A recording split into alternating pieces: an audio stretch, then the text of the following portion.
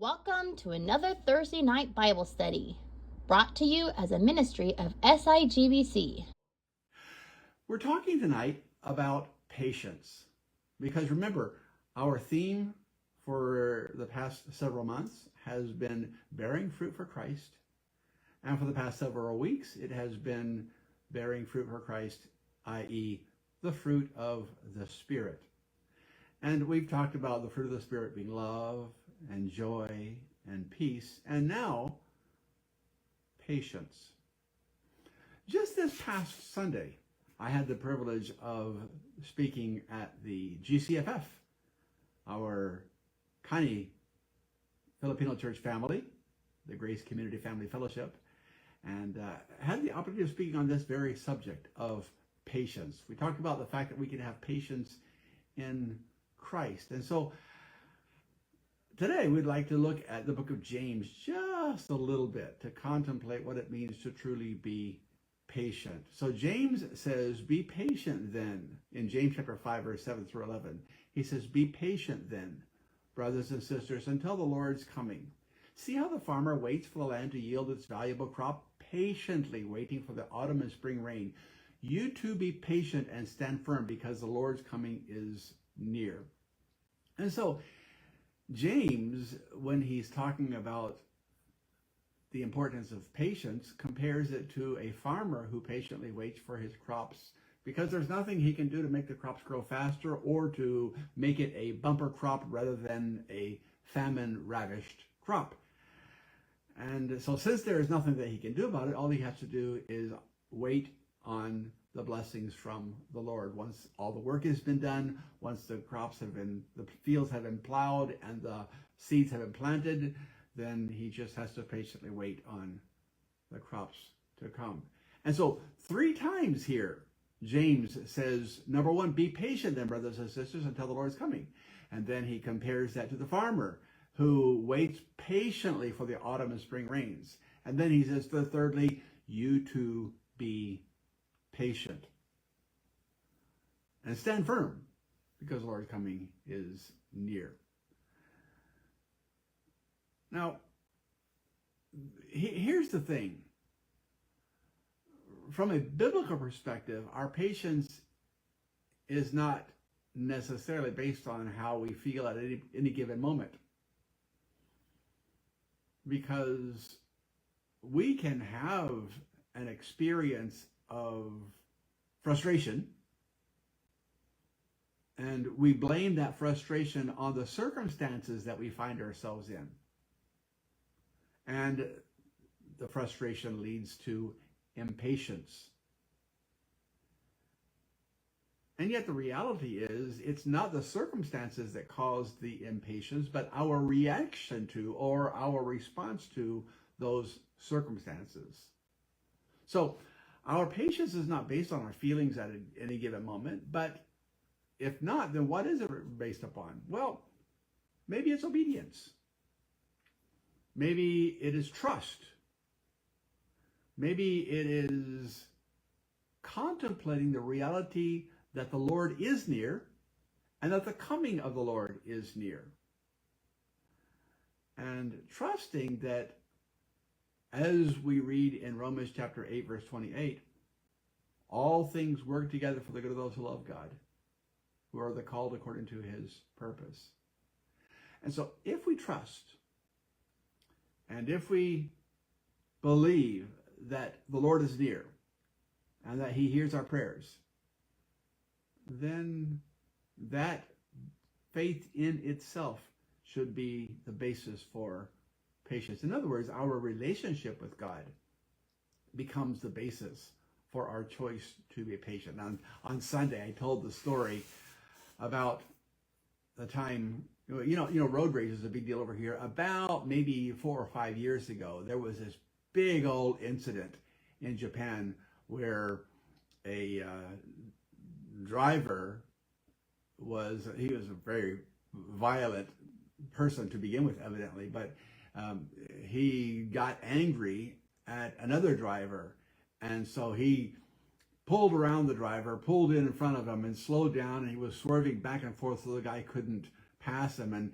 And the thing is, the guy had a video camera pointing out to the car in front of him and also pointing into the interior of the car where the driver was actually driving. And so you see on this video where the guy swerves back and forth and not let him pass, and then he slows down and he comes to a full stop, gets out of the car, comes over yelling at the guy, then boom, boom, boom, reaches in and punches him in the face and gets back in his car, and then he leaves because road rage, because he assigned evil intent to another driver. And I think about a week later, he was actually caught. He was arrested, and he was like, I was just going to turn myself in. And then right after that, of course, Japan responded with new road rage laws. And so now you can lose your license for 10 years if you're involved in road rage that leads to an accident or to something like we saw on that video, because they posted the video from the guy's dash cam to the internet, and then the news picked it up, and it was a big deal over here. And so now there are laws about road rage, and so people, guess what they do? They control their emotions because they don't want to experience the fines. They don't want to lose their license. They want to go to jail, and so they choose to now control their emotions. And so you don't see much road rage in Japan at all anymore. Now, patience is not getting angry and then choosing not to respond angrily. Patience is choosing to not get angry in the first place. And so here's the story I was going to tell a minute ago that I told on Sunday. I remember years and years ago, I was driving, and all of a sudden from the right-hand side, a car just pulled out and cut me off and cut right in front of me. And at first I was like, what in the world? Oh, that's so dangerous. I got my kids in the car. And then I realized the driver was a friend of mine.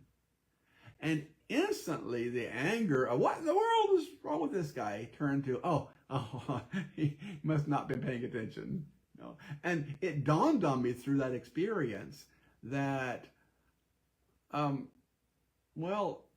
it wasn't what the person did that caused me to be angry. It was my reaction to, it was my response to what the person did, my assigned intent to what the person did that caused me to experience impatience.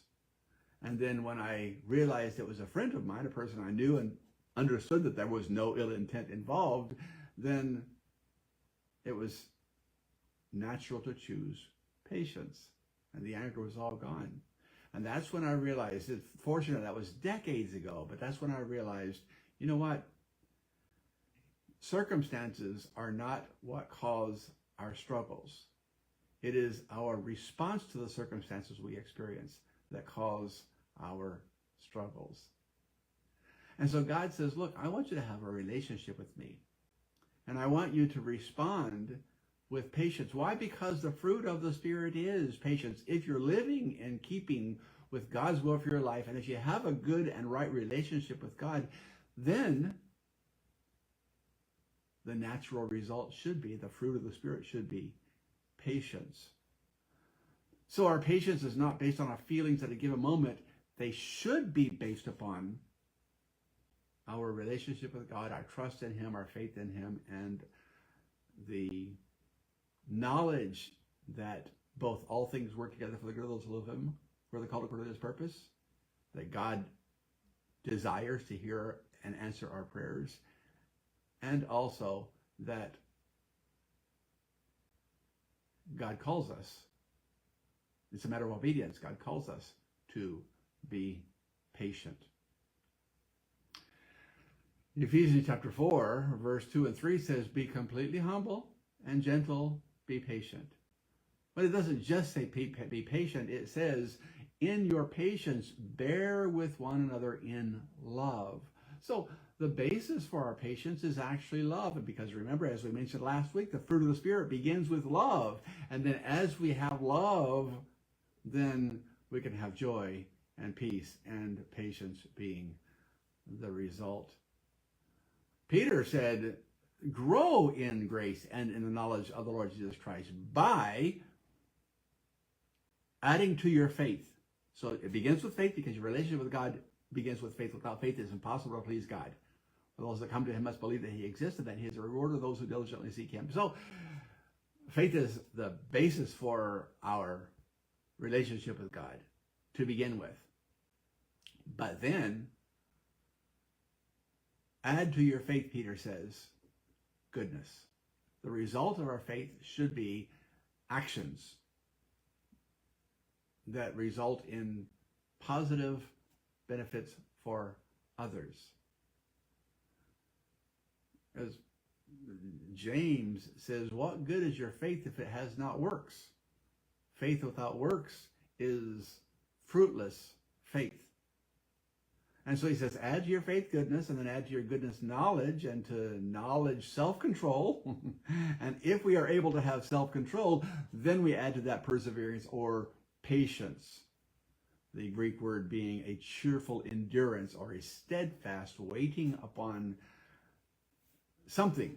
In the case of Christians, God's moving in our hearts and in our lives. A hopeful constancy, a faithfulness that says, God's got this under control, and I'm not going to worry about what people say, what people do. I'm going to trust God in every circumstance in my life. And I'm going to choose patience because I love God, and I choose to express that love for God through my love for my fellow man. And then add to patience or perseverance godliness, and to godliness mutual affection, and mutual affection finally love. That is a genuine self-sacrifice. The ability to self-sacrificially love is something that grows out of faith.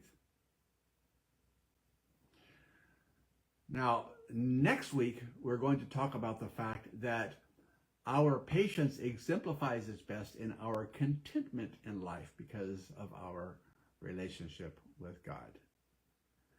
And so there should be something that is the result of patience, and it's not just that we don't lash out in anger. It's not just that we control our emotions, although self-control is important and emotional control is necessary for Christians to be able to, as Jesus said, turn the other cheek.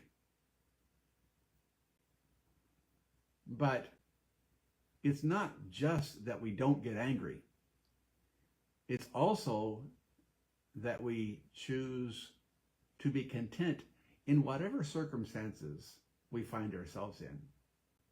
Because patience enables contentment. And without contentment, patience is meaningless.